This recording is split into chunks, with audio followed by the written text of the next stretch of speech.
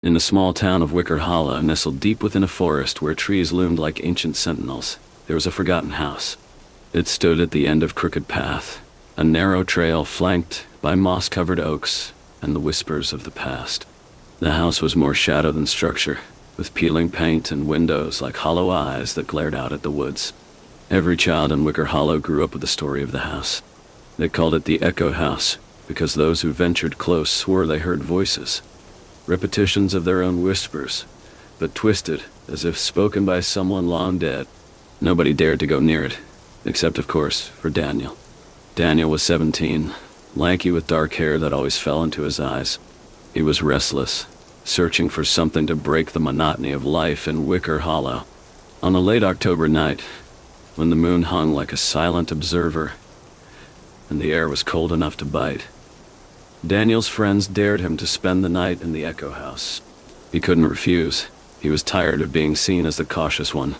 So, with nothing but a flashlight and the bravado of youth, he set off down Crooked Path.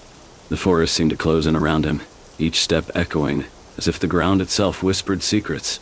The house appeared out of the darkness, taller and more foreboding than he remembered. Its door was ajar, creaking softly as it swayed in the chill wind. Daniel stepped inside. The air was heavy, tasting of dust and something else.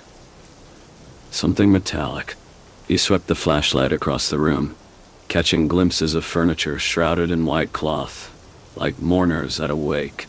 The beam fell on a cracked mirror that seemed to shudder, distorting his reflection for just a moment before it stilled. He shivered, brushing it off his nerves. He moved deeper into the house, past rooms filled with the scent of forgotten stories and rotting wood. As he reached the staircase, he heard it for the first time. A faint whisper, repeating his name. Daniel. The voice was delicate, almost childlike, and it made his skin crawl. He swung the flashlight around, the beam slicing through the gloom, but nothing moved. The silence that followed was so profound that it pressed against his eardrums. Is someone there? He called out, trying to sound braver than he felt. The house answered with a creak, then silence. He turned back toward the stairs and climbed, each step groaning under his weight. At the top, he faced a long hallway with rooms on either side. One door at the end was open, a thin light spilling out as if inviting him in. His pulse quickened as he approached. The whisper came again, clearer this time. Daniel, come play. He stepped into the room. It was a nursery, eerily preserved as if waiting for its occupants to return. A rocking horse sat in the corner, its wooden eye cracked and accusatory. A crib was pushed against the wall, the bars splintered and worn. He scanned the room, his flashlight catching movement in the reflection of a tiny window pane. He spun around, heart thudding, but the room was empty. Then the rocking horse creaked. Daniel felt the blood drain from his face as the horse began to sway, slow and deliberate, untouched by any breeze. He backed up, his breath coming in sharp gasps. He turned to flee but froze when he saw the mirror by the door. In it, he saw himself, but not just himself. Behind him, standing in the crib, was a figure. Small, pale, with wide eyes that shone too brightly in the darkness. Its mouth was open, stretched unnaturally as it whispered. Daniel, stay. The room plunged into darkness as his flashlight sputtered out. The whisper swelled, overlapping and echoing, growing louder until they became a roar in his ears. He covered them with his hands, trying to block out the sound, but it seeped through, wrapping around him like a suffocating fog. Suddenly, the whispers stopped, leaving only silence and Daniel's ragged breathing. A soft tap, like the sound of a child's hand on glass, came from behind him. Slowly, he turned to the window. Pressed against the pane was a tiny handprint, smudged and red. Panic surged through him, and he bolted for the door. The floorboards groaned as if trying to hold him back, but he stumbled down the hall and the stairs, ignoring the sharp pain as splinters dug into his palms. He burst out into the night, gulping the crisp air as he ran down Crooked Path, not daring to look back. By the time he reached the town square, the first hints of dawn brushed the sky. He collapsed on a bench, hands trembling. No one believed him when he spoke of what he saw. Most thought it was a trick of the mind, fueled by the stories they'd all heard growing up. But Daniel knew better. From then on, every time he passed the woods, he could feel the gaze of the house, hear the faintest whisper. Soft as a breath, but heavy with menace. The Echo House was awake now, and it would wait for him, patient as the dark. Days turned into weeks, and Daniel couldn't shake the sensation of eyes following him. In school, he caught glimpses of something pale moving in his peripheral vision. At night, sleep came reluctantly, fractured by whispers that slithered into his room.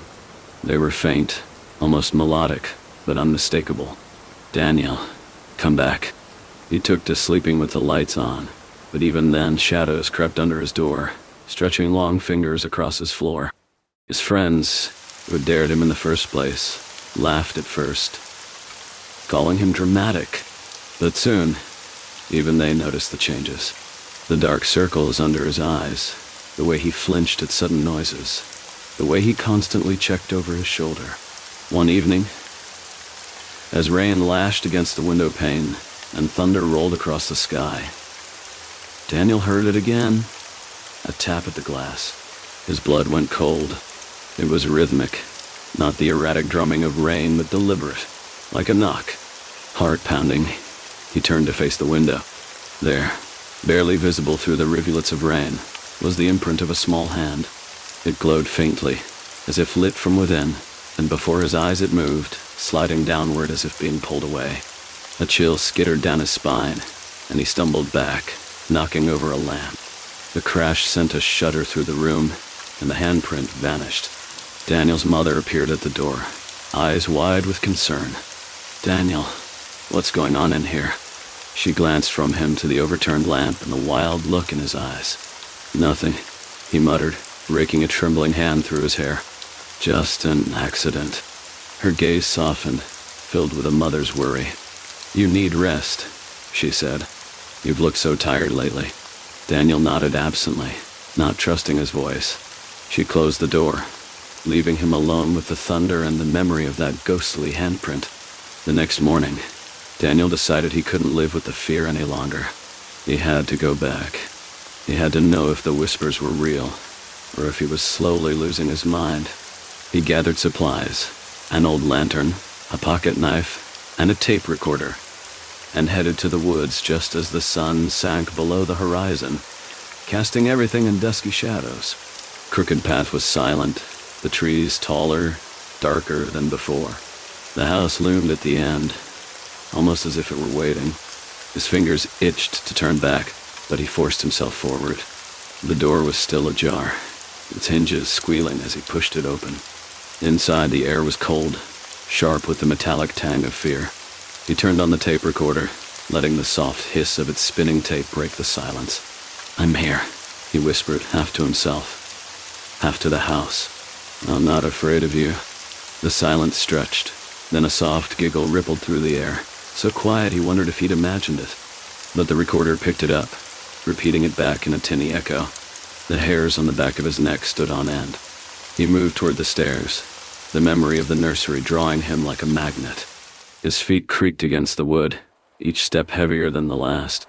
At the top, the hallway seemed longer, stretching impossibly into the dark.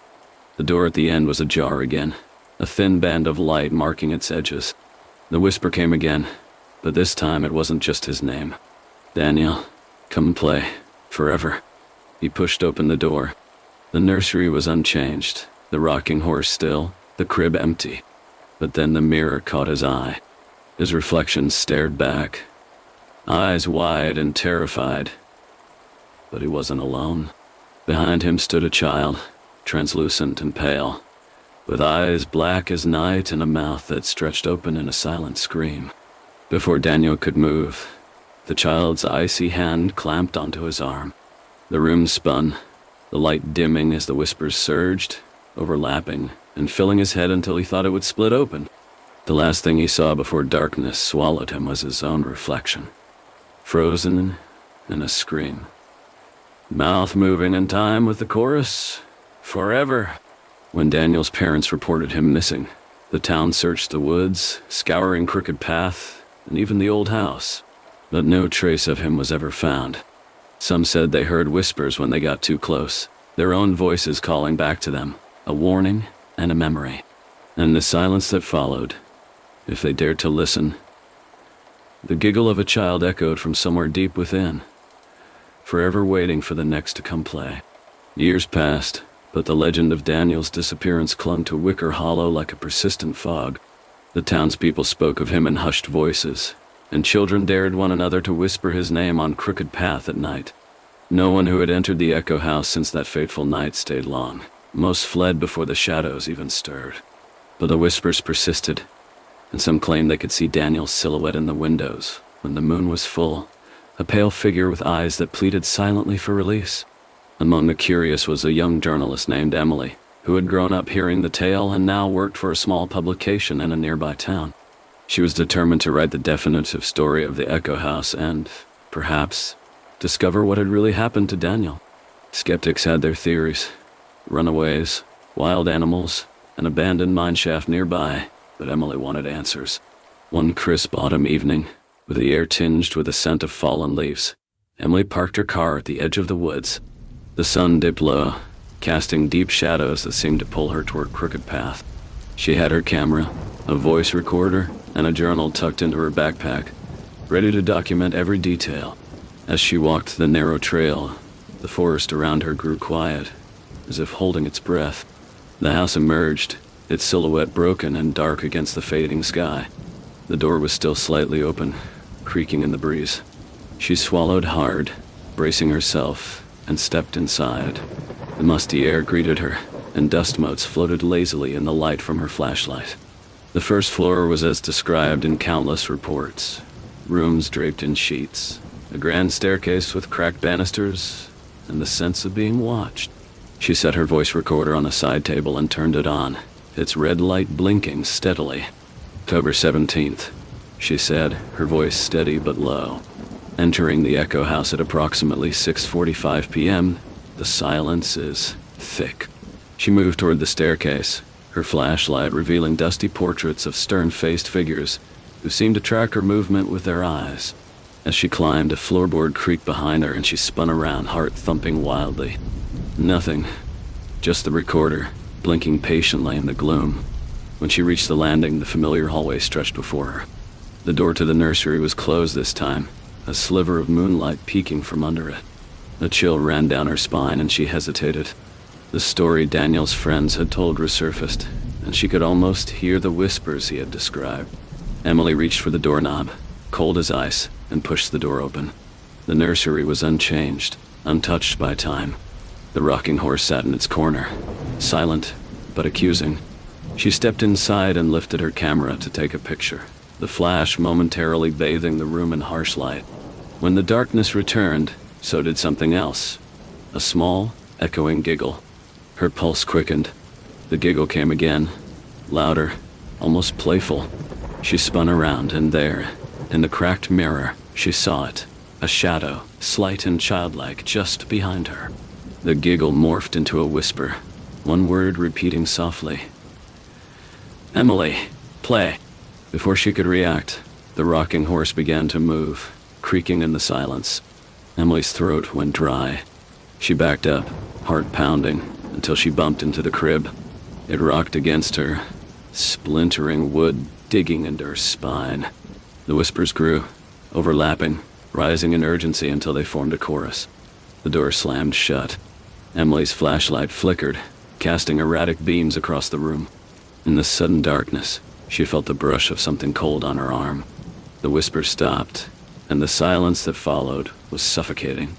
She dared to glance down and saw it, a tiny, pale hand gripping her wrist. With a scream, she yanked free and stumbled toward the door, clawing at the handle until it flew open. She ran, nearly tripping down the staircase, not daring to look back. The front door burst open with her weight, and she tumbled into the night, the cool air slicing through the fear that clung to her. When she reached her car, breathless and shaking, she realized she'd left the recorder behind. Its red light blinked in the shadows of the entryway, a silent witness to her escape. Back in town, Emily's story was met with disbelief, but those who listened closely to her recording said that, just after her scream, the tape picked up one last sound, A voice, faint but unmistakable. "Daniel, come back." And then, a child's giggle. Emily didn't sleep that night. She sat in her small apartment, staring at the recorder she had retrieved the following morning from the Echo House. It had been lying on the porch, as if placed there deliberately. She played the tape over and over, her hands shaking each time the giggle came through the speakers, followed by that haunting whisper. "Daniel, come back." Word of Emily's ordeal spread quickly through Wicker Hollow. The older residents, the ones who still remembered the whispers of the Echo House, shook their heads and muttered prayers. Teenagers dared one another to approach the house, but no one took a step past the threshold. It was as if the town itself was holding its breath, waiting for the next chapter to unfold. But Emily wasn't done. Fear gnawed at her, yes, but so did curiosity. There was something in that house, something more than shadows and echoes. If she could uncover the truth about what happened to Daniel and whatever other souls the house had claimed, maybe she could put an end to the whispers. Armed with research from the town's dusty library archives, Emily pieced together fragments of the past.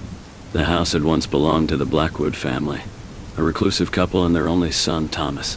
Thomas had died at the age of 6 under mysterious circumstances, and shortly after, his parents vanished without a trace. The house was left to decay, and rumors about strange sounds and sightings began shortly thereafter. Emily decided she couldn't face this alone. She reached out to Jacob, a local historian who had long been fascinated by the tales surrounding Wicker Hollow.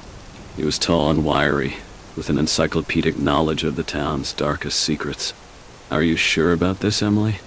Jacob asked as they stood at the edge of Crooked Path, the sky darkening above them.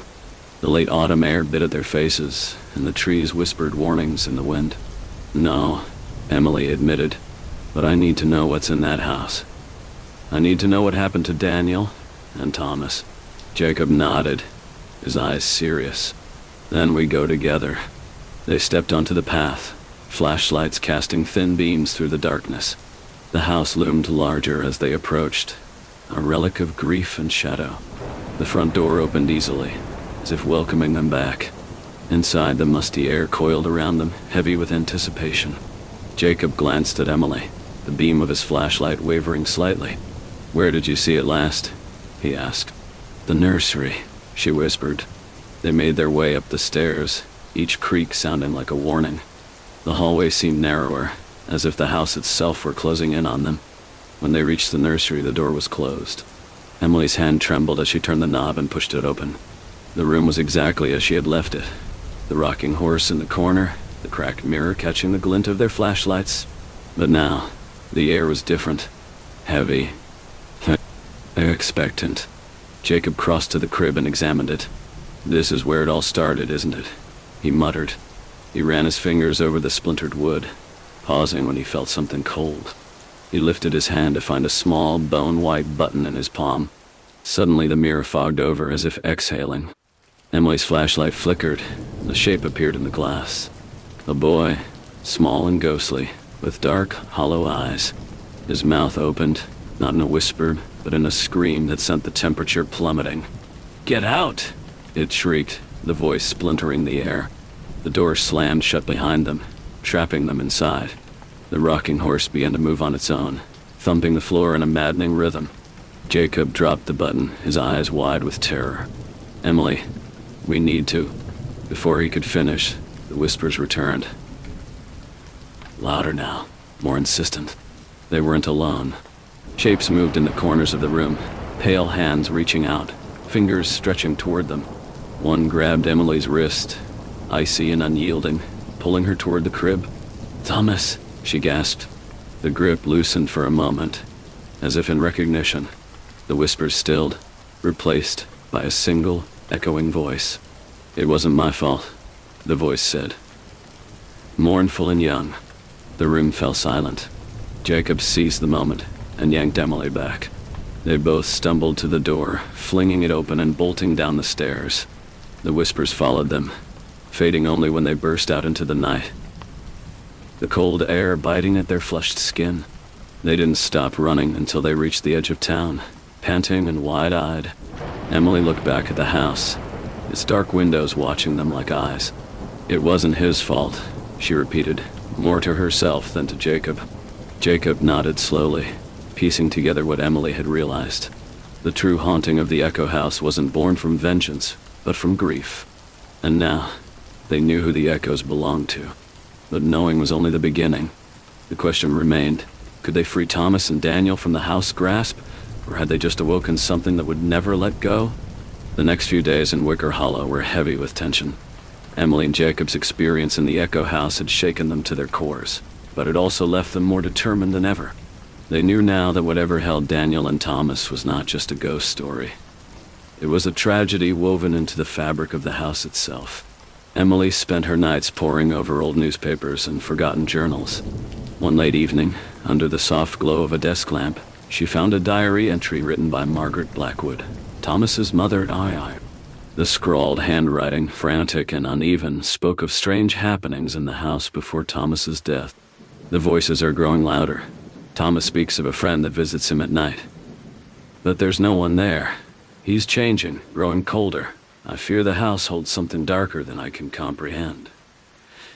Emily's heart thudded as she read the words. It wasn't just Thomas and Daniel trapped in that house. Whatever entity lived there had manipulated them. She needed to know what it wanted, and more importantly, if it could be stopped. Jacob, meanwhile, had reached out to Clara, an elderly woman who had once been a nanny for the Blackwoods.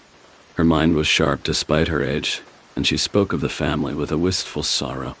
Thomas was such a sweet boy, Clara said, her eyes distant as if peering into the past. But the house was different. After Mr. Blackwood started those renovations, he wanted to expand, dig out a basement. That's when it all changed. Jacob's brow furrowed. A basement. There's no record of a basement in any of the plans.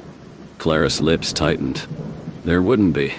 He abandoned the project when workers reported strange sounds, voices calling their names, tools moving on their own. The entrance was boarded up, hidden under the old rug in the nursery. Jacob felt a chill race down his spine. The pieces were coming together. Whatever had been disturbed during the renovation had never left. Emily and Jacob returned to the Echo House under the cover of twilight. This time they came prepared. Candles, matches, salt, and a hammer to break through the boards if necessary. The town was silent, as if it sensed what they were about to do and dared not interfere. They entered cautiously, the creak of the floorboards beneath their feet sounding louder than ever. Emily led the way up the stairs, her flashlight slicing through the dark. The nursery door stood open, as if inviting them in. The rocking horse was still, the cracked mirror watching them with its fractured gaze. Jacob knelt by the faded rug and pulled it aside. Dust flew up, making them both cough. But there it was, the outline of a trap door. The wood was old, splintered at the edges, and hastily nailed shut. He set to work prying up the boards, the silence broken by the sharp crack of wood. As the last nail gave way, a deep, cold draft rose from the opening. Emily held her breath, peering into the darkness below. The beam of her flashlight revealed stone steps descending into a black void. The air smelled of damp earth and something else. Something metallic. "Are you ready?" Jacob whispered, his voice tense. Emily nodded, though every instinct screamed at her to run. Together, they descended, each step taking them further from the world of the living. The basement was larger than expected, carved out of stone that looked ancient, older than the house itself. Strange markings lined the walls, symbols that spoke of rituals and rites long forgotten. In the center of the room sat a small wooden chair, and on it, a child's toy, a spinning-top toy. It lay on its side, as if abandoned mid-play. "Thomas," Emily whispered, and the temperature dropped suddenly, her breath misting in the air. A shadow moved at the edge of the room, flickering just out of sight. The whispers returned, not in overlapping chaos, but in a single mournful voice. "He didn't mean to," it said. The voice was young, pleading. He just wanted a friend. Emily stepped forward, placing the salt around them in a protective circle. "Thomas, if you're here, we're going to help you. But we need to know who did this. What is this place?" The toy moved, spinning lazily, as if pushed by an unseen hand. The whisper came again, layered with another voice, deeper, malevolent. "Leave," it hissed. This is not your place. Suddenly, the basement seemed to contract, the air thickening as shadows crept across the walls. The spinning top flew across the room, smashing against the stones. The symbols began to glow, a sickly green light that pulsed with the beat of a heart. Jacob's eyes widened as he grabbed Emily's arm. We need to get out of here now. But before they could move, a figure materialized at the far end of the room. A man tall and gaunt, his eyes black and bottomless. His mouth curled into a smile that didn't touch his eyes. "Welcome home," he said, his voice a blend of the whispers and screams of countless souls. And in that moment, they understood. The entity wasn't just holding Thomas or Daniel. It was the house itself, a being that fed on the lost, binding them to its walls forever. Emily's pulse thundered in her ears as the dark figure stepped closer. The glow from the symbols on the walls cast an eerie, pulsing light, illuminating the entity's hollow black eyes.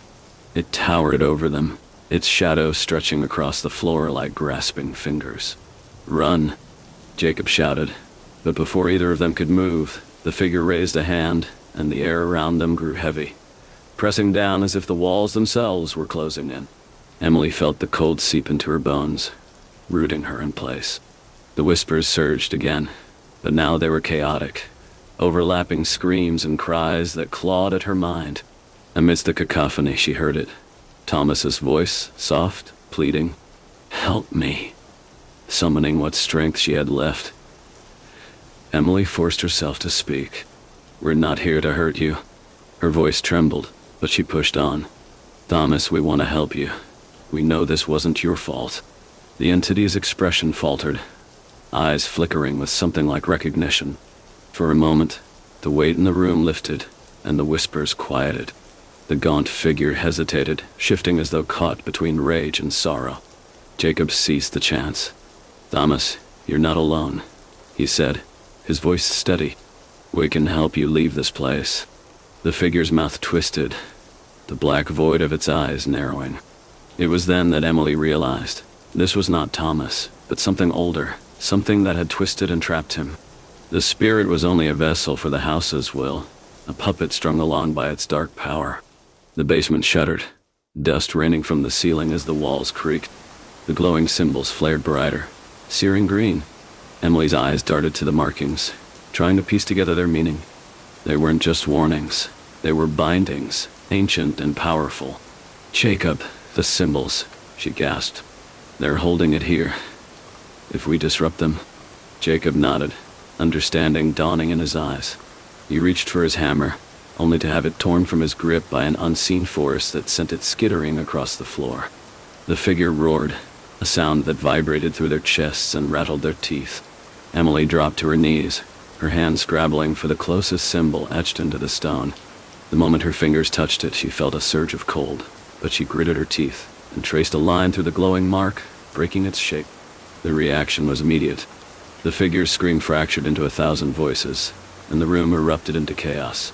The air swirled with dark tendrils of shadow, and the temperature dropped so suddenly that frost crackled underfoot. Jacob fell beside her, grasping her arm to keep steady as the floor quaked. The toy spinning top flew into the center of the room, spinning wildly on its own, the noise a discordant whine that filled the space. Emily and Jacob exchanged a glance, both understanding that whatever bound Thomas was loosening, but the house wasn't giving up without a fight. "Keep going," Jacob shouted, his voice barely audible over the storm of whispers. Emily forced her hand to move, tracing over each symbol, breaking their flow one by one. The walls seemed to breathe, expanding and contracting, and the shadow figure lashed out, its form growing more erratic, more translucent with each mark she destroyed. Suddenly, the whispers changed. Instead of anger, there was fear. The last symbol under Emily's fingertips dimmed and shattered like glass. The shadow figure let out a final anguished wail before dissolving into the darkness, fading until only silence remained. The light of the symbols died, leaving the basement in an unsettling calm. Emily's heart pounded as she glanced around. The toy top had stilled in the center of the room, lying on its side as if it had never moved. "Emily," Jacob whispered, pointing to the far end of the room. There, Faint but unmistakable, stood the ghostly figure of a boy. Thomas, his eyes, no longer hollow, looked at them with something between gratitude and sorrow. He raised one small hand, palm open in farewell, before fading like a breath on a cold window pane. The chill in the room lifted, replaced by a soft warmth, as if the house itself had exhaled for the first time in decades. Emily and Jacob sat in silence, catching their breath, the echoes of the whispers now in memory. The house was silent, and for the first time in generations it felt truly empty. The echoes had been laid to rest. Back in town, as dawn crept over Wicker Hollow, word of the Echo House began to change. No longer did whispers of horror and dread surround it. Instead, people spoke of the night when the spirits were finally freed. Their voices no longer trapped in wood and stone. Emily and Jacob stood at the edge of Crooked Path one last time, the house a silhouette against the rising sun. It was just a house now, broken, weathered, but no longer haunted. Emily and Jacob watched the sunrise paint the old house in hues of gold and orange, the light giving it an almost serene quality. It was hard to believe that only hours earlier it had been the scene of such terror. For the first time since her brother's disappearance, Emily felt a sense of closure. The whispers had ended, and the weight pressing down on her chest had lifted. Jacob turned to Emily, a faint smile breaking through his exhaustion. "We did it," he said, more as a confirmation to himself than anything else. Emily nodded, eyes still fixed on the house. "But I still need to find Daniel," she said softly. The night's events had been a victory, but they weren't the end of her story.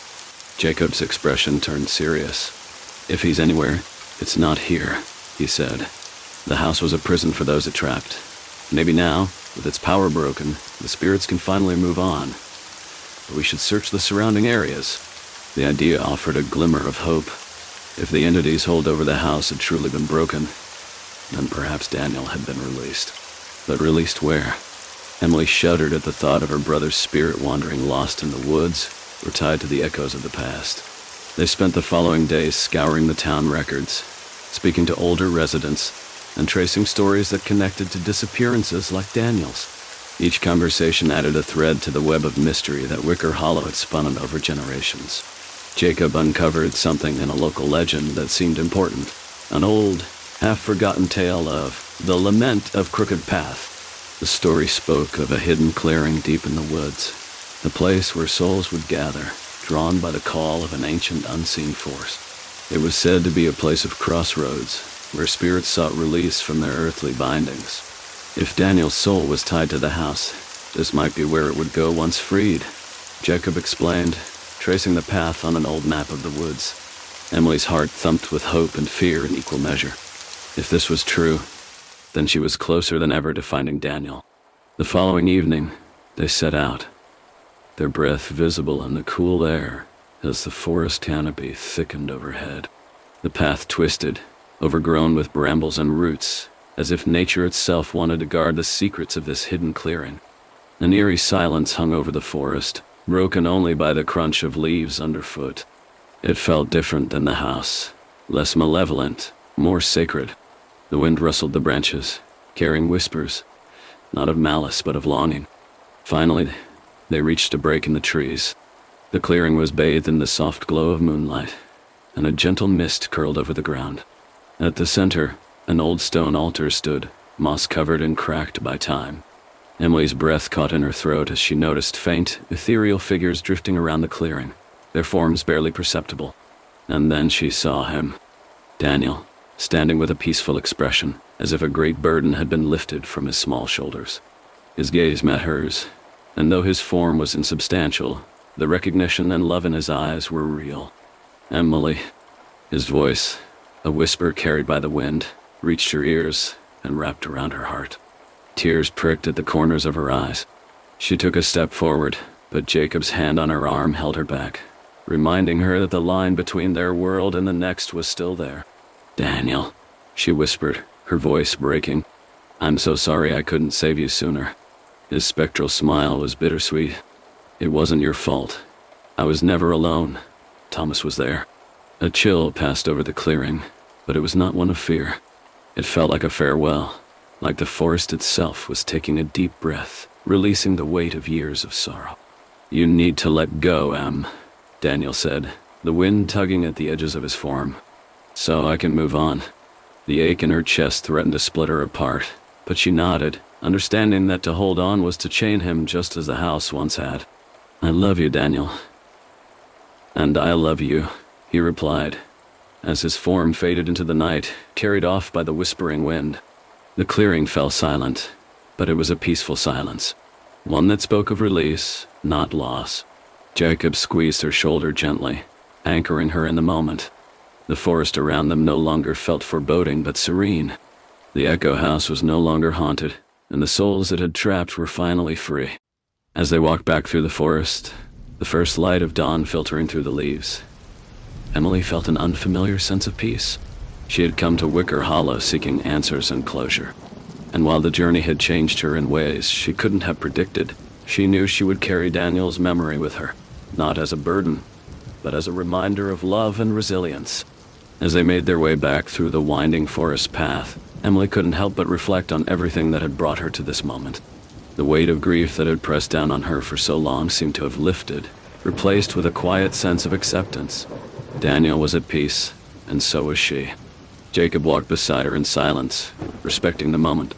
The morning light filtered through the branches, casting warm patterns on the forest floor. It was as if the woods, so sinister in the dark, were now showing their gentler side. They were alive with the sounds of birds waking, and the rustle of small creatures, no longer haunted by the lingering sadness that had seeped from the Echo House. When they reached the edge of the woods, the town of Wicker Hollow came into view. Its quaint streets and old brick buildings bathed in the soft glow of dawn. The town seemed unchanged on the surface, but Emily knew better. The stories whispered behind closed doors, the fear that had settled into the bones of the community, those things would begin to heal now. Jacob finally spoke, his voice breaking the calm. "What now, Emily?" He looked at her with the kind of concern that came after surviving something unthinkable. Emily took a deep breath, savoring the cool morning air. "Now I tell his story. I tell Mary's story," she said, her gaze drifting back to the forest. "People deserve to know the truth, not just the horror, but the hope that came after." Jacob nodded, a small smile tugging at his lips. "I think that's exactly what Wicker Hollow needs." Over the next weeks, Emily dedicated herself to piecing together everything she'd learned. She spoke with Clara again, who wept with relief when Emily told her that Thomas's spirit had been freed. The older woman's stories helped Emily fill in the gaps, bringing life to the tale that had once been nothing more than ghostly rumors. Emily also visited the townspeople who had whispered of the Echo House with dread. Some were skeptical, others grateful, but all of them listened as she recounted the bravery of a little boy who had been trapped in a house that fed on fear and sorrow. The story became not just a tale of horror, but one of resilience, of a town that had forgotten its heroes and found them once more. And as time passed, the Echo House itself changed. No longer did children dare each other to run up to its doors or tell chilling stories in hushed tones. Instead, it became a reminder of the strength of the human spirit. A place not shunned, but remembered for those who had been lost and found again. Jacob stayed in Wicker Hollow longer than he'd planned, helping Emily document everything, his own life tied now to the town's history, in ways he hadn't expected. Together, they published a small book, I the Echoes of Wicker Holloway, which told the full story, from Margaret Blackwood's last entries to the final night in the hidden basement. It was a story that found its way into libraries and onto nightstands, where it inspired not fear, but awe. Emily knew her life would never be the same. The shadows of grief and mystery had been replaced with the bright flame of memory and the soft, persistent echo of love. As she walked down the main street on quiet evenings, she would sometimes hear the faint sound of laughter, a child's laugh, carried by the breeze, as if Daniel was reminding her that he was still watching, free at last. In the end, Wicker Hollow no longer felt haunted. It felt whole. Several months passed, and the people of Wicker Hollow began to feel the subtle shifts in the air. The town was no longer defined by its secrets, its fear, or the shadow of the Echo House. Instead, a kind of quiet peace settled over the community. Life, as it does, moved on, but the past, its ghosts, its lessons, remained etched in the hearts of those who had witnessed the horrors and the healing. Emily had moved into a small cottage on the outskirts of town, a humble home that overlooked the woods. It wasn't much, but it was hers. A place to start anew after so much loss. She still visited the old house from time to time, standing outside, her fingers brushing against the cracked stone steps, but she no longer felt the pull of its darkness. There was nothing left for her there. The house had been laid to rest, its ghosts freed, and it was just another decaying structure, a relic of another time. But every now and then, in the stillness of the night, Emily would dream of Daniel, of his smiling face, his tiny hand reaching out to her. It wasn't a sad dream, nor a haunting one. It was a dream of hope, of love that never truly fades. A reminder that sometimes the hardest battles lead to the most profound peace. It was during one of those quiet nights as she sat in the living room with the soft glow of a candle illuminating the room that she received a letter. There was no return address, just her name written in elegant, flowing script. She opened it carefully, a small frown tugging at her lips. The paper was thick, aged, like something out of another era. Inside, a few words were scrawled in ink that looked as though it had bled into the fibers of the paper. The house is never truly gone. Her fingers trembled as she read the line again. The words felt cold, foreign, an echo of something that shouldn't have been there. It didn't make sense. How could the house return? How could something that had been banished, broken, and released come back? Emily's heart began to race. There had been no more whispers, no more signs of the presence that once consumed the house. She had thought it was finished. Yet now, this letter. The next day, Emily met with Jacob. He had moved on as well, though he still kept in touch with her, offering support when she needed it. His skepticism about the supernatural had turned into curiosity, and he had been helping her with a new project about local history. But when she showed him the letter, his face fell. He didn't say anything at first, his eyes scanning the paper as if searching for some hidden meaning. "This doesn't make sense," Jacob said, his voice low. "The house, we broke it. It's over." Emily's gut twisted. But what if it's not? What if something's still lingering? Jacob didn't reply, but she saw the doubt creeping into his expression. The weight of their past had never fully lifted. No matter how much they tried to convince themselves otherwise, there had always been that part of them, hidden in the recesses of their minds, that wondered if something darker was still lurking, waiting for the right moment to strike. They decided to return to the house. There was no other option. If there was something left, they had to confront it head-on, once and for all.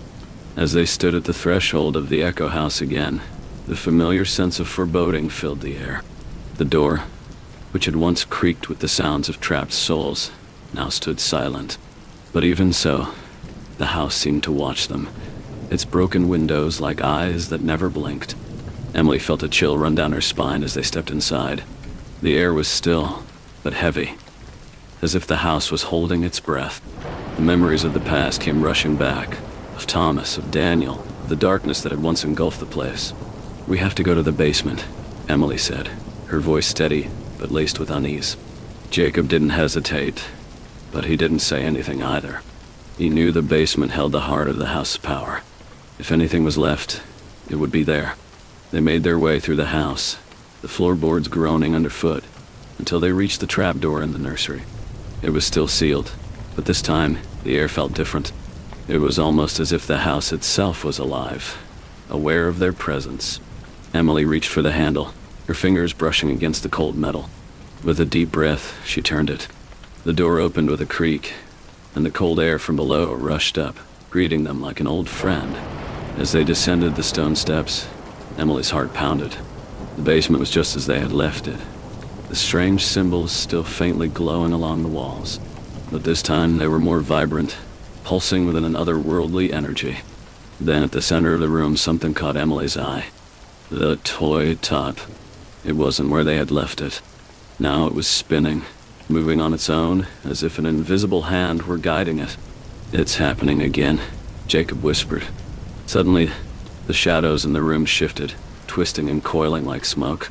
The air grew thicker, colder, and a voice, low and menacing, whispered from the darkness. "You thought you could break me." Emily's blood ran cold. She knew what it meant now. The house had never truly been broken. It had only been dormant, biding its time, waiting for the right moment to rise again. The voice echoed around them, its cold presence filling the basement, seeping into Emily's bones. It wasn't just a voice. It was a deep feeling, a palpable, suffocating force that made the air thicken with dread. Emily could barely breathe, the weight of it pushing down on her chest. Jacob's hand shot out to grab her arm, his face pale. "We're not alone." The shadows in the room began to stretch, expanding toward them like a blanket of darkness. Emily's eyes darted around the basement, searching for the source, but there was nothing, just the spinning top, now spinning faster, its sharp, whirling noise cutting through the silence. The room seemed to pulse with its rhythm, as if the house was drawing energy from the motion. A cold wind howled through the basement, even though there were no windows. The symbols on the walls flickered, glowing brighter, their edges sharp and menacing. Emily could feel them pressing against her, like they were trying to pull her into the walls. "It's here," Emily whispered, her voice trembling. "The house is alive. It never left." The whispers swirled in the air around them, incomprehensible and maddening. The temperature plummeted, and Emily's breath fogged in front of her. She looked at Jacob, his eyes wide with fear. "Do you feel it?" Jacob asked, his voice hoarse. Emily nodded, her mind racing. There had to be something they could do. The symbols, their power, their hold on the house, were the key. If they could break them, they could break the house itself. But how? They had already destroyed the symbols once, hadn't they? The toy top suddenly flew across the room with unnatural force, smashing against the stone wall with a sickening crack. Then, from the deepest shadows of the room, a figure began to materialize. Slowly at first, like smoke coalescing into shape, and then more solid, more menacing. It was her, Margaret Blackwood, the woman whose grief had birthed the curse. Her face was gaunt, her eyes hollow and void of life. Her mouth opened, but the words that escaped were not hers. The voice that followed was the same one Emily had heard in the letter. "You never should have come back." The room shook violently as the figure's form flickered like a candle flame in the wind, each time returning stronger, angrier. The figure raised her hand, and the symbols on the walls flared to life, burning with an intensity that made Emily's skin crawl. The house was speaking again, this time with a force, a hunger that it hadn't had before. Emily's pulse quickened as the figure's hollow eyes locked onto hers. "You," the voice snarled. "You freed the others, but you will never be free." The basement seemed to collapse around them, the walls closing in, the air growing impossibly thick. Emily stumbled backward, her vision blurring as she fought to stay upright. "We need to stop this," Jacob shouted, but his voice barely made it through the crushing weight of the house presence. The figure's lips twisted into a grotesque smile. "You cannot stop what you do not understand. This house gives me." Emily felt herself being pulled toward the figure, her body betraying her as if an invisible force was dragging her closer. She gasped for air, but it was as if the very room had conspired to suffocate her. No, don't she? She couldn't let it happen again. She couldn't let this house claim another soul, especially not hers. She forced herself to focus. Thimbles. Tough. That was it. She remembered everything from before, how they had shattered the marks on the walls to break the house's power. She had done it once, and she could do it again. She glanced at Jacob, her eyes locking onto his. "We need to destroy the symbols, now." With no time to waste, Emily scrambled toward the nearest symbol, her fingers trembling as they brushed against the wall. The warmth of its power surged beneath her touch, making her blood run cold. She closed her eyes, took a deep breath, and used every ounce of strength she had left to break the symbol, dragging her nails across the glowing lines. As the mark fractured beneath her fingers, the basement seemed to let out a primal, tortured scream. A sound so agonizing, it felt like the house itself was writhing in pain. The shadows screeched and recoiled, the figure flickering wildly as if it were being pulled apart. The air grew thin, as if the house itself was losing its grip. Emily's heart hammered in her chest. She had to keep going. She had to finish this. Jacob followed her lead, attacking another symbol, his hands shaking, but determined. The moment the second symbol shattered, the house quivered as if it were gasping for air. The figure of Margaret screamed, but the scream was no longer one of power. It was desperate, pleading. The third and final symbol, the one closest to the center of the room, was the hardest to reach. But Emily didn't hesitate. She lunged forward, her fingers trembling but steady as she tore the symbol apart. Everything stopped. The room went still. The figure of Margaret Blackwood vanished with a final bone-chilling screech, and the oppressive weight in the air lifted like a fog dispersing. The glowing symbols faded, and the basement returned to its silent, forgotten state. The house was engone. Emily collapsed to her knees, her breath coming in ragged gasps. Jacob crouched beside her, his hand on her back, grounding her to the present. "It's over," he whispered, his voice trembling. "It's finally over." But Emily didn't reply right away. Her mind was still racing, still feeling the remnants of the house's power fading into nothingness. It had been a long and painful journey, one she hadn't expected to survive. But here she was, alive, and the house was no more. She looked up at the basement walls, now completely empty of their former menace. "I think we've done it," she said softly, almost to herself. And this time, for the first time, there were no whispers, no shadows, no lingering darkness. The Echo House was no more. Weeks passed, and the weight of the past slowly began to ease. Emily and Jacob had returned to their lives in Wicker Hollow, but the memory of the house, its twisted grip on the town, lingered like a faint echo in their minds. They had freed the souls trapped there, shattered the house's power, and in doing so restored a sense of peace to the town. But as much as they wanted to believe it was all behind them, Emily couldn't shake the feeling that the house had left something behind. One evening, as autumn settled over the town, Emily stood at the edge of the woods, staring toward the spot where the Echo House had once stood. She couldn't help but wonder, even as she tried to convince herself that it was truly over, whether the darkness of that place could ever be entirely erased. Jacob had left town for a while, busy with work and life, but he had promised to return. Emily hadn't minded the solitude. The quiet gave her time to reflect, to process everything that had happened, and to heal. But that evening, something felt different. The wind had picked up, carrying the scent of damp earth and decaying leaves. As Emily walked along the path near the woods, her thoughts consumed by the house, she heard something faint, so soft she almost thought she imagined it. The unmistakable sound of footsteps behind her. She stopped in her tracks. The footsteps stopped too. Heart racing, Emily turned around, but there was no one there. She squinted into the growing twilight, searching the shadows of the trees. But the path was empty. The hair on the back of her neck prickled, and a chill ran down her spine. The footsteps had been so real, so close. She had felt them, heard them as if someone had been following her, someone who had been waiting. A shiver crawled up her spine, but she forced herself to take a deep breath and shake off the feeling. She turned back around, telling herself it was just her imagination running wild. Maybe it was the lingering anxiety from the horrors of the past, or the isolation of the woods settling into her mind. But then, just as she was about to continue walking, something caught her eye. A figure, a shadow, standing among the trees. It was a shape, indistinct and hazy. But the more Emily stared, the more real it became.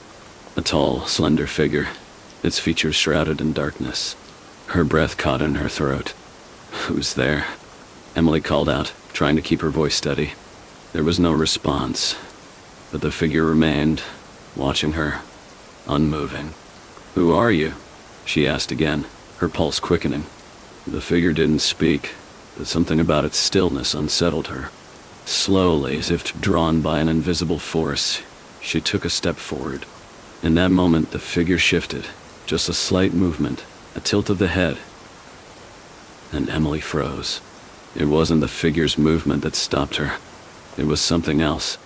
The eyes.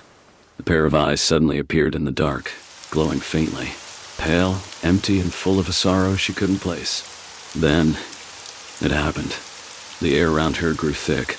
The earth beneath her feet seemed to tremble, and in an instant, the figure was gone, vanished into the trees, like it had never been there.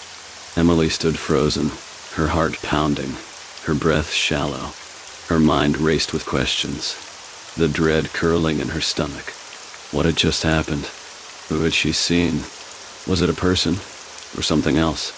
Her fingers tightened around the hem of her coat as she began to walk faster, her footsteps loud against the gravel.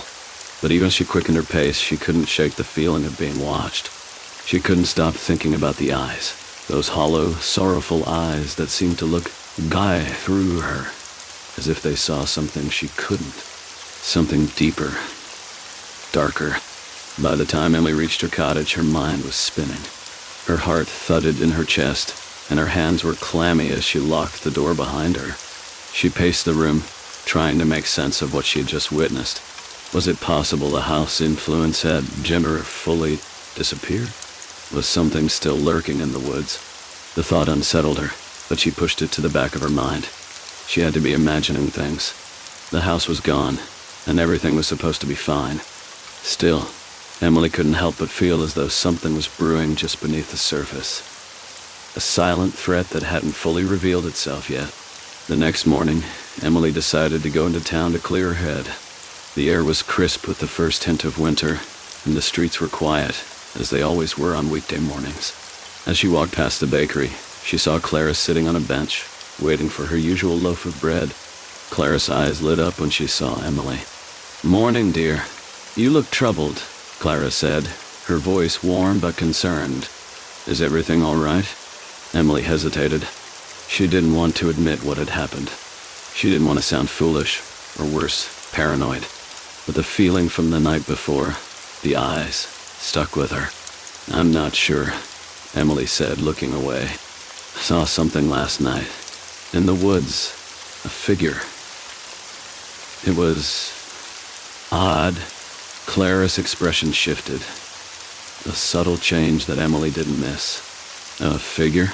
In the woods?" Emily nodded. "It had these eyes.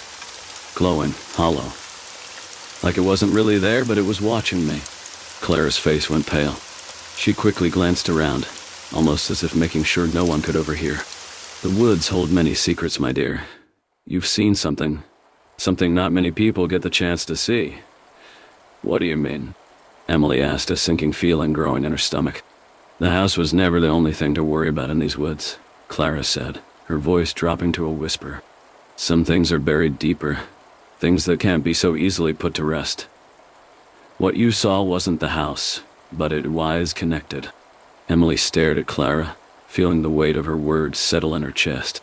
The house may have been gone, but something else lingered, something old and ancient, waiting.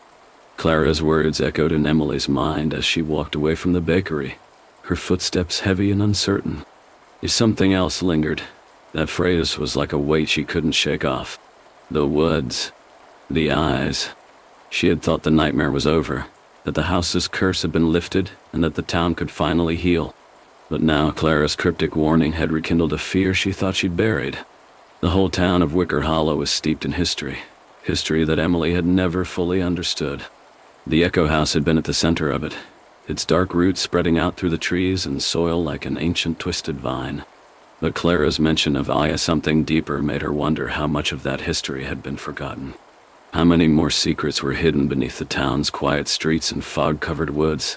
That evening, unable to shake the feeling of dread gnawing at her, Emily found herself standing at the edge of the woods again.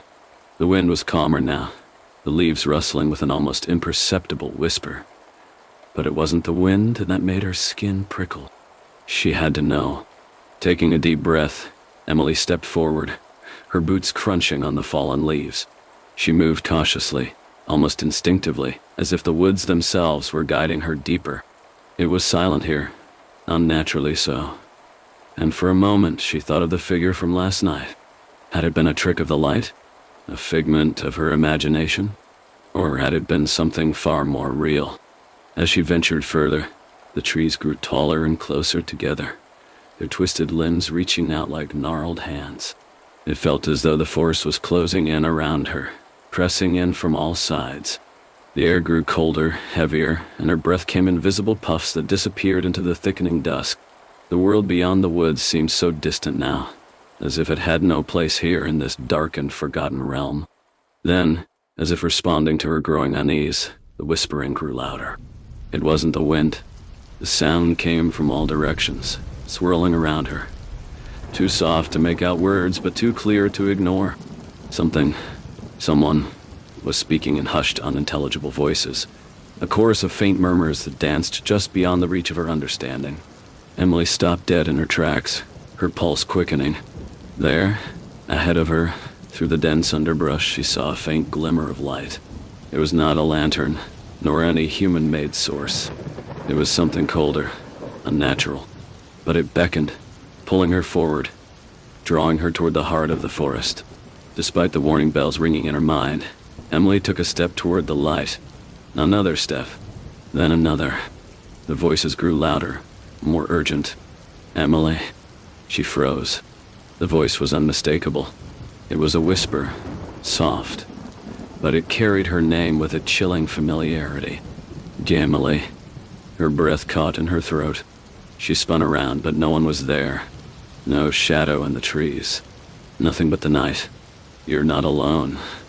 The voice was clear now, as if coming from deep within the earth itself. A shiver ran down Emily's spine. The ground beneath her seemed to tremble with the force of it, as though the forest itself was alive, responding to the voice, answering it. Slowly, she turned back to the light. She didn't know why, but some force stronger than her fear, compelled her to keep moving. The light flickered again, and this time, it felt like it was drawing closer. She could almost see it now, faint, but there. A glowing figure standing in the center of a clearing. The shape was indistinct at first, but as she moved closer, it sharpened, becoming clearer with each step. The figure was tall, its form cloaked in a faint, ethereal glow that pulsed like a heartbeat. It was humanoid, but its features were obscured by the light, its face hidden in shadow. "Who are you?" Emily whispered, her voice trembling. The figure didn't answer. Instead, it raised one hand slowly, a gesture that seemed both welcoming and commanding at once. Emily stepped closer, almost without thinking, her curiosity overpowering her fear. The ground beneath her seemed to shift with each movement, the earth growing softer as though it was yielding to her presence. The whispering voices swirled around her, but the figure remained silent. She was almost there now, just a few feet away. Suddenly, the figure moved. With a swift motion, it extended its hand toward her, its fingers curling like the roots of a tree. Emily's breath caught in her throat as she instinctively stepped back, but it was too late. The figure's hand touched her arm, and an icy cold seeped into her skin. The world around her seemed to distort, like the fabric of reality itself was tearing at the edges. A vision crashed over her, dark, fractured images like a broken mirror. She saw the woods, the house, but this time, they were different, alive. The trees were twisted, their bark blackened and gnarled. The house, towering and oppressive, loomed in the distance, its windows glowing with an eerie, unnatural light. And in the center of it all, she saw the figure again, its face now clear, a face of anguish and sorrow. "Do you see?" The figure whispered, its voice both familiar and alien. "It has never been gone. We have never been gone." Emily's heart slammed in her chest. The vision shifted, and she saw Clara, her face twisted in fear, her body writhing as though being pulled towards something deep in the earth. The whispers became louder, more frantic, and the ground beneath Clara's feet cracked open. "It still calls," the figure murmured, its voice low and mournful.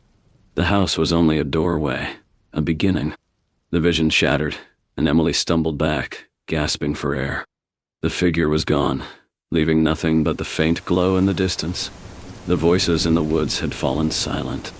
Emily stood in the clearing, trembling, her heart racing. She had seen enough.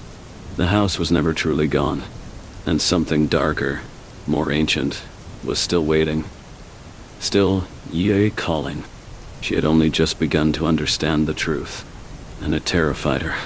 The forest seemed to hold its breath as Emily stumbled backward, her pulse pounding in her ears.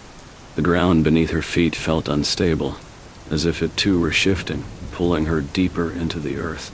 The faint glow from the clearing flickered like a dying flame, and the voice that had whispered her name, echoed once more in her mind. "I have never been gone." The words gnawed at her, twisting her thoughts into a whirlwind. What did it mean? What was she truly seeing? Had the echo house somehow survived? Was it the house itself that was speaking through the figure? Or something older, something darker that had been tied to the land long before the house had even been built? Emily shook her head, trying to push the thoughts away. She needed to get back to town, to safety. She needed answers. But as she turned to leave, the air around her thickened. The ground trembled again, just as it had in the vision, as though the very earth was alive. And then, out of the corner of her eye, something moved. A figure, a shadow. It was standing at the edge of the clearing, barely visible in the dimming light. At first, Emily thought it was another trick of her mind, a lingering fear from the vision. But then the figure stepped forward, revealing itself in full. It was Clara. Her face was pale, her eyes wide with fear, her expression one of pure terror.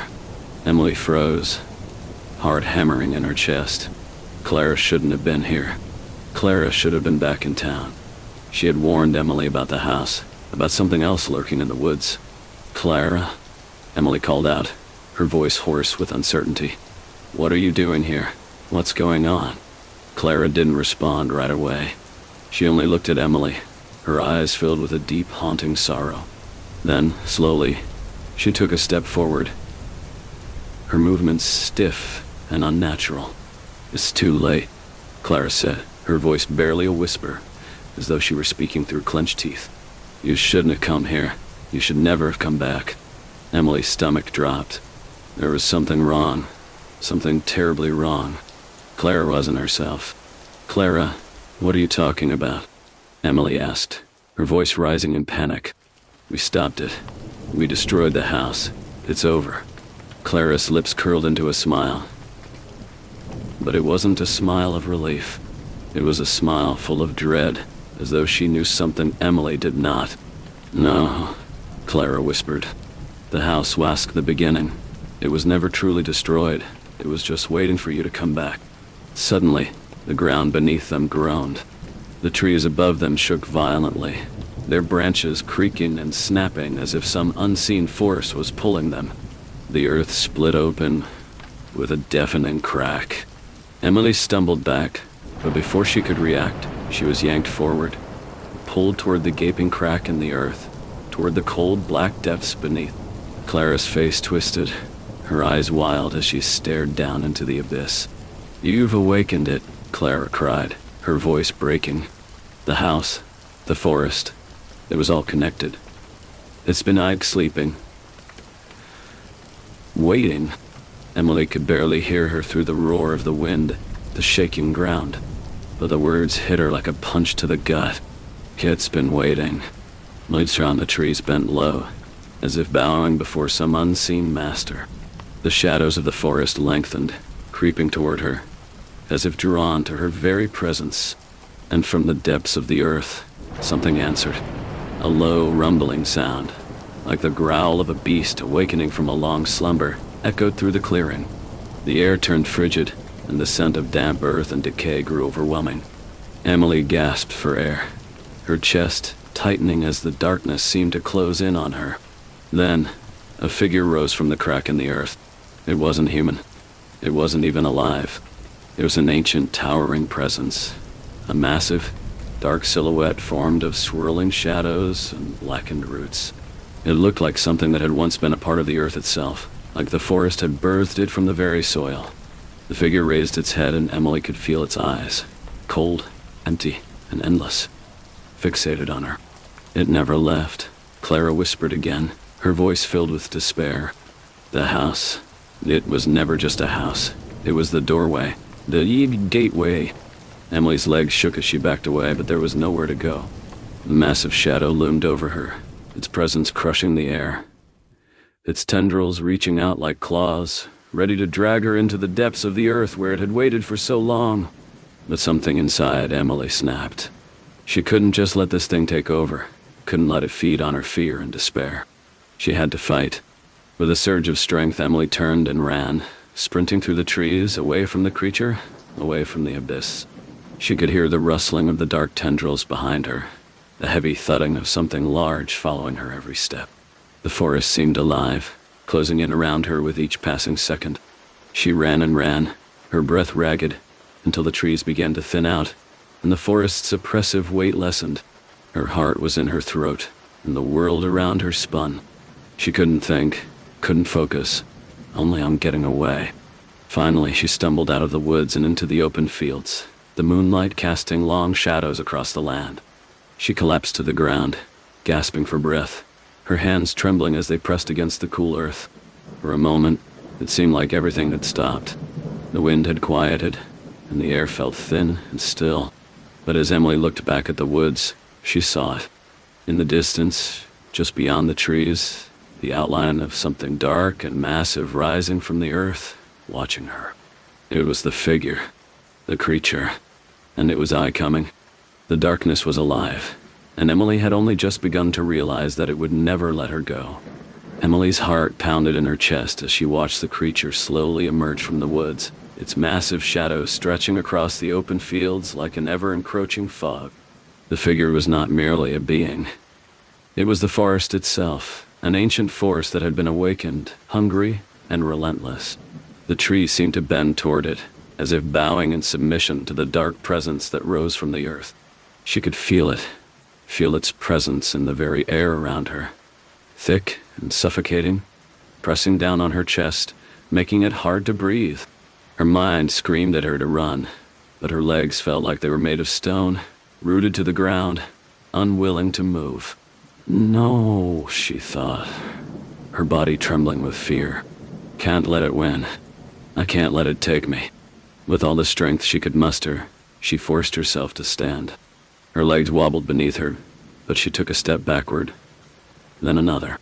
The figure in the woods loomed closer, its massive form growing larger with each passing second. It seemed to tower over her, as if it was drawn to her, as if it, knew her, knew that she was the one who had awakened it, the one who had broken the silence. And then, a voice, guttural, almost a growl, reached her ears. It was the same voice that had whispered in the woods, the voice that had come from the creature itself, the voice of the house.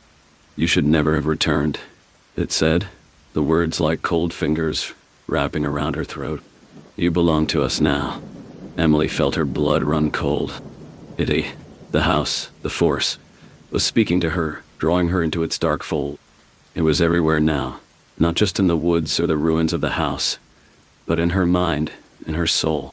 It was part of the land, part of the town, part of her. She had awoken something that would never let go. But there was something else there, something within her that refused to give in. She had seen the horror of the house, the twisted souls trapped within. But she had also seen the strength of the human spirit, the fight for survival, the desire to escape. She had freed those trapped souls before. Could she do it again? A memory flashed before her eyes, the faces of those who had been lost to the house. Clara's desperate warning echoed in her mind. It was the gateway. The gateway. Emily realized that the creature was not simply a malevolent force, but a key to something much worse. The house had been a part of it, yes, but the entity itself, the shadow in the forest, the one that now stalked her, was older, far older than the house. It had been lying in wait, bound to the land, waiting for someone to release it, someone to break the chains that had kept it buried for so long. But it could be stopped. She knew that now. Emily reached into her pocket and pulled out the small weathered notebook she had found in the house, the one that had detailed the history of the land and the rituals performed by the ancient inhabitants of the town. The pages were filled with warnings and instructions, words written in haste, as if the writer knew the power they were dealing with. She flipped through the pages, her hands shaking, until she found the passage she had been looking for. It was a ritual, a binding spell, something that could banish the darkness back into the earth where it belonged. But it required a sacrifice. It always did. Without hesitation, Emily closed the notebook and tucked it back into her jacket. She didn't have time to think about the cost. She had to act before it was too late.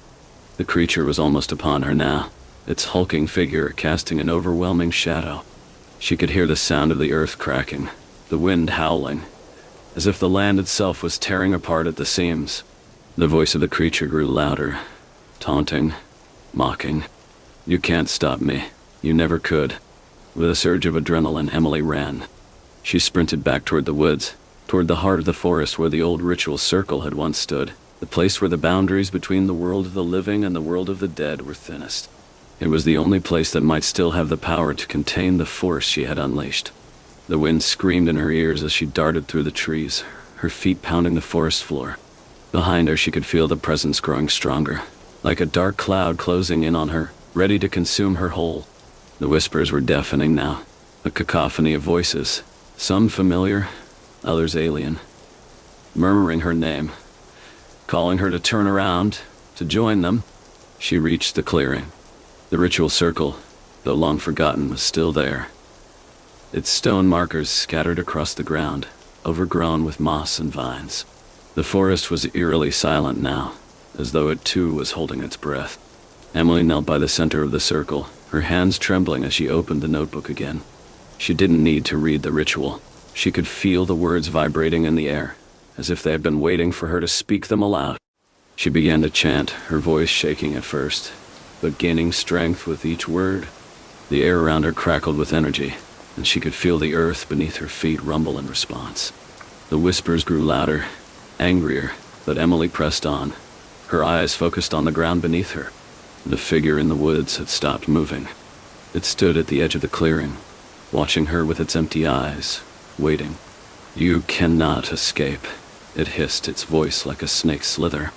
"This is your fate. You belong to me now." But Emily didn't stop. She didn't listen. She couldn't. The air thickened, the words flowing from her lips like a wave crashing against the shore. The ground beneath her feet cracked, and a deep, guttural roar echoed through the forest. Emily felt a surge of power, and she knew the ritual was taking hold. The creature's form began to shimmer, its darkness flickering like a flame caught in the wind. "No!" it screamed. "You cannot do this." But it was too late. With a final shout, Emily completed the chant. The ground shook violently, and the air grew colder than it had ever been before. For a moment, everything went still, and then, with a final deafening crack, the creature screamed. Its form dissolving into the earth as it was pulled back into the void from which it had come. The forest fell silent once more. Emily collapsed to the ground, her body exhausted, her breath ragged. The darkness was gone. The creature was gone. But she knew, deep down, that the battle was not over. The land had been scarred, marked by something ancient and powerful. And though the shadow had been sealed away for now, the door was never truly closed. As she lay there, the wind began to pick up again, carrying the faintest whispers through the trees. And Emily realized that she would never truly be free of what the house had awakened. But for tonight, at least, the darkness had been driven back. And that, for now, had to be enough. Emily lay there in the clearing, her body heavy with exhaustion. But the sense of relief was fleeting. The forest was still, eerily so, as if waiting, holding its breath. The wind had quieted, but the whispers, the same faint voices that had tormented her earlier, began to stir once more. This time they weren't distant murmurs, but sharp, insistent calls, filling the air around her like a chorus. Her head spun. The ritual had worked, but it hadn't been enough. The shadow had been banished, yes, but the whispers, the voices of the land, of the house, had not been silenced. They lingered, echoing in the spaces between her thoughts, a constant reminder of what she had unleashed. Emily slowly pushed herself to her feet, the weight of the ritual still heavy on her chest. She knew it wasn't over. She had only contained the creature for now, but the land itself had been marked by its presence, and the forces she had dealt with were older than anything she could comprehend. The boundary between the worlds had been torn open, and she had no idea how long it would stay sealed. The clearing around her seemed unchanged, but there was something different about it now, something unsettling. The air smelled sweeter than it should, like the earth after a storm. But beneath that, there was a rotting undertone. The shadows were longer than they had been before, stretching unnaturally across the ground. The trees, once silent, creaked as if they were moving, shifting their positions in the stillness of the night. She looked around, heart racing. The quiet was too oppressive, like the calm before a storm. What now? She thought, clenching her fists. A sudden, sharp noise broke the silence. Something snapping, twigs breaking underfoot. Emily whipped around, her breath catching in her throat. She wasn't alone. Out of the corner of her eye, she saw movement at the edge of the clearing. The shadows parted, revealing a figure, a man, tall and gaunt, with a face that was pale and almost featureless, except for his eyes. Those eyes, cold and dark, were locked on hers, unblinking and unyielding. She took a step back, panic rising in her chest. The man didn't move. He simply stood there, watching her, his presence like a physical weight pressing down on her. Who is he? Emily thought, her pulse racing. What does he want? The man's lips twitched into a faint smile, but it wasn't a reassuring smile. It was something darker, more sinister. His eyes glinted with something unnatural, and his voice, when he finally spoke, sent a chill crawling up her spine. "You did well, child," he said softly, his voice low and rasping, like the sound of dry leaves skittering across a cold, hard ground. "But you can't stop what's already been set in motion." Emily's stomach churned. "Who are you?"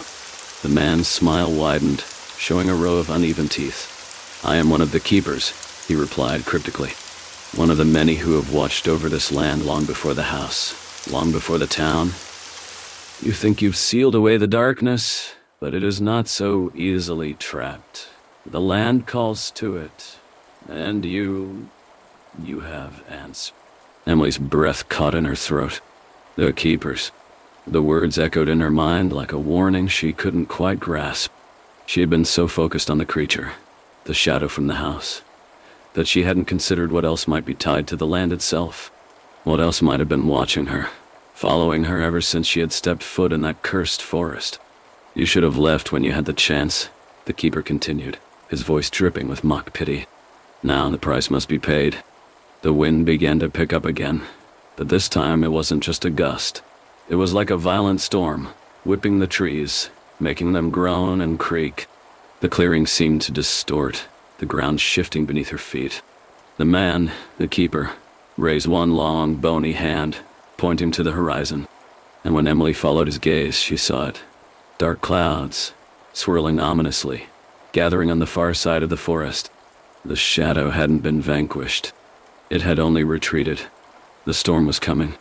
"There is no escaping this," the keeper said, his voice low, almost a whisper. "This land is cursed, child, and once it has marked you, it will never let you go." Emily's heart raced. She had to do something, anything, but she didn't know what.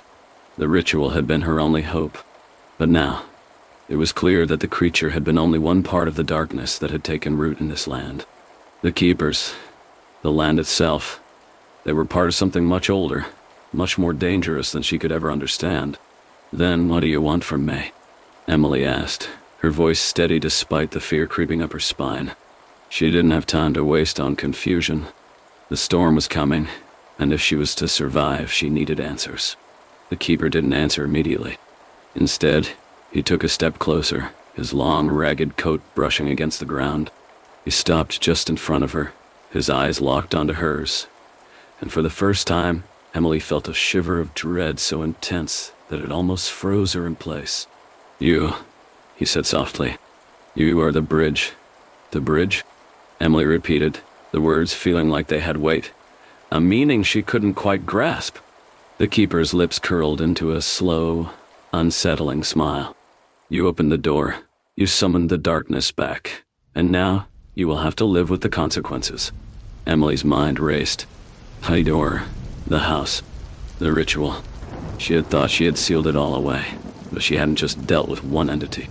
She had awakened something far more ancient, something tied to the very soul of the land. The keepers were not just guardians of the forest, but they were part of the curse itself, part of the endless cycle of torment and terror that had been passed down for generations. Before Emily could react, the keeper raised his hand again. The storm was upon them now, swirling, howling, the air heavy with the scent of decay. The trees groaned under the weight of the wind, their branches twisting and snapping. The land itself seemed to convulse, as if in pain. "You have two choices," the keeper said, his voice like the creaking of old wood. "You can leave this place and never return, but if you do, the darkness will follow you. It will hunt you and those around you, until it has consumed you all. Or you can stay. You can take your place among the keepers. You can become part of this land. The choice is yours." Emily's heart pounded in her chest. Neither choice was good. She had already sacrificed so much to stop the darkness, but it was clear now that the battle was far from over. And the price of peace, if there ever was such a thing, was higher than she could have ever imagined. The storm roared, and the keeper's eyes gleamed with cruel anticipation. The choice was hers, but in this place, was there even a true escape? The wind howled around Emily, the trees above her shaking violently, their limbs snapping under the force. The keeper's dark eyes never left hers, his shadow stretching far behind him, as if he were one with the storm itself. Emily's heart hammered in her chest, the weight of his words pressing down on her. She took a step back, her mind racing. Leave, or stay. That choice felt like a cruel game, a puzzle with no clear solution. If she left, the darkness would follow her. It would never stop. But if she stayed, she would become part of it, part of the land's twisted curse. "Why do you want me here?" she demanded, her voice shaking but defiant. "What do you gain from this?" The keeper's smile widened, his expression mocking. "I do not want you, child. You are merely the one who has awakened what was always here. This land does not belong to us. It belongs to the darkness, to the things buried deep within the earth." The storm roared around her, the wind whipping through her hair, but Emily refused to look away. She had come too far to let fear dictate her actions. "So, this is a cycle," she said, her voice hardening. "A never-ending game. You, the keepers, and whatever lies beneath. You're all part of it, aren't you?" The keeper tilted his head, his smile twisting into something more sinister. "It is not a game, child. It is fate. You are part of a legacy that has been repeating for centuries. And now, you must choose to become one with the darkness or to run and be hunted for the rest of your days." The land seemed to pulse around them, the ground itself trembling beneath her feet as if in anticipation of her decision. Emily's mind flashed to the faces of those who had been lost to the curse, the townspeople who had vanished, the souls trapped within the house, the creatures she had battled. Could she live with herself knowing she'd sealed them all in just to escape? But the keeper's words echoed in her ears. There was no escape from this land, no escaping the curse, no escaping him. She glanced at the dark clouds swirling above, the unnatural storm that seemed to pulse with life. It was as if the land itself had become sentient, waiting for her to make a choice. But she could feel the weight of something else in the air, an ancient force that pushed against her thoughts, urging her to kneel, to surrender, to let go. "I can't.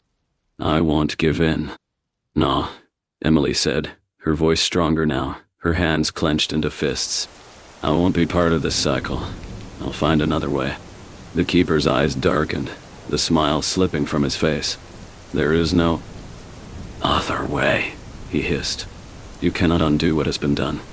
You cannot outrun it. The darkness is already inside you." The ground beneath Emily began to crack, deep fissures splitting the earth as though the land itself were rejecting her resistance. The storm intensified, wind whipping at her skin, rain lashing against her face like needles. It was as if the very forces of nature had turned against her, determined to force her into submission. Emily's mind raced. She couldn't fight this on her own. She had already done everything she could to stop the creature, to contain the darkness, but the keeper was right. The land itself was cursed. There was no escaping it. No escaping him. But what if she didn't need to escape? What if she could destroy it all? She thought back to the ritual she had performed, the words she had chanted, the energy she had called upon. She had banished the creature, temporarily. He eyed the land, though, the curse, the keepers. They were different. They were part of the land, part of the history. But if she could sever that connection, if she could find a way to sever the bond between the land and the curse, she couldn't do it alone. But there might be one last way, a final chance to break the cycle entirely. Emily took a deep breath, trying to calm the storm of thoughts swirling in her mind. She had to find the heart of the land, the place where it all began, where the ancient forces of darkness had taken root. It was her only option. She would go to the source, confront whatever lay at the core of the curse, and destroy it. The keeper watched her every movement, his expression unreadable. He didn't stop her, not yet, but she could feel his gaze. The cold weight of it pressing against her like a physical force. "You can try," the keeper said finally, his voice no longer amused but filled with a hint of menace.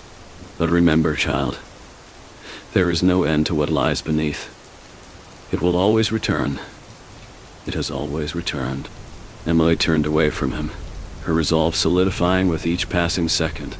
She didn't look back as she began to walk toward the edge of the clearing, where the forest shadows stretched like a wall in front of her. She could feel the keeper's eyes still on her, but she pushed the thought aside. She couldn't afford to be afraid. She had no time for fear now. The trees seemed to part as she moved through them, the path ahead eerily quiet despite the raging storm overhead. She followed an instinct, the pull deep inside her gut, leading her toward the heart of the forest. Her breath came in shallow gasps as the atmosphere thickened around her, the air becoming heavier, suffocating. The land itself seemed to resist her progress, but Emily pressed on, her every step determined. Finally, after what felt like hours of walking through the thickening woods, she arrived at a clearing. Unlike the one she had just left, this one was empty, void of any life. In the center of the clearing was an ancient stone circle, its surface cracked and covered in moss. At the center of the circle, there was a large stone slab, the surface carved with strange symbols, some of which glowed faintly in the darkness. This was it, the source, the heart of the curse. Emily approached the stone slab cautiously, her hand reaching out to touch the surface. The moment her fingers made contact, the symbols flared to life, lighting up in a sickly green glow. A deep rumble shook the ground beneath her feet. From the earth around her, a sound emerged, a growl, low and guttural, echoing from the very depths of the forest. The darkness was awakening again, and it was angry. But Emily did not flinch. She had come too far to turn back now. She had to finish this. Her hand closed around the slab's edge, and she closed her eyes. She would finish what she had started, no matter the cost. The ritual, the incantation, everything she needed. It was here. She just had to call upon the right words, and this time she would make sure they sealed the curse away forever.